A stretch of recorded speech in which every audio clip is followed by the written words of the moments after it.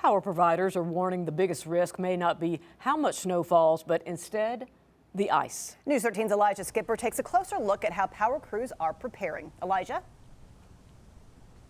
Yeah, power officials say ice accumulation is one of the most damaging scenarios for the power grid. Even a quarter-inch of ice can be as damaging as several inches of snow. They say that in that scenario, they expect damage to spread quickly, affecting hundreds, if not thousands of customers at once.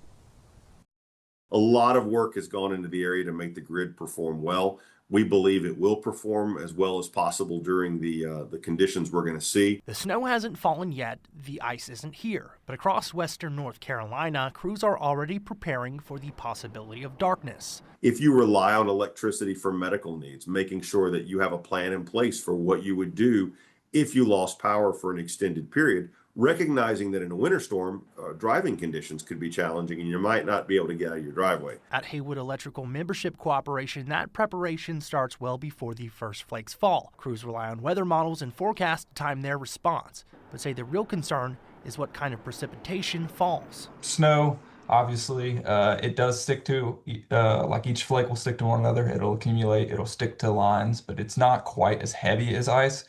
Where ice, once it kind of starts to form on the line, it's a lot heavier. It tends to weigh down the lines a whole lot faster, and that can pull lines down individually. Haywood EMC says they've rebuilt since Helene, replacing damaged equipment and strengthening parts of the grid. But no amount of preparation can change one thing. There's obviously still some things in the trees and that sort of thing that could definitely be maybe problematic, things that may have been broken. If the power does go out, many people will turn to outage maps like this one from Duke Energy. Those maps can tell you where the outages are happening and how many people are affected.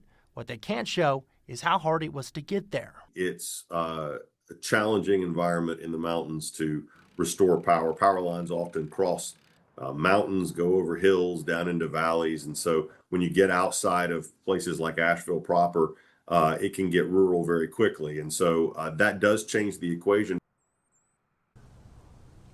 Utilities I spoke with today say that they're still developing their plans, but there's a few things you can do to strengthen yours. That includes charging devices like this one, gathering essentials, and finding a place to stay warm.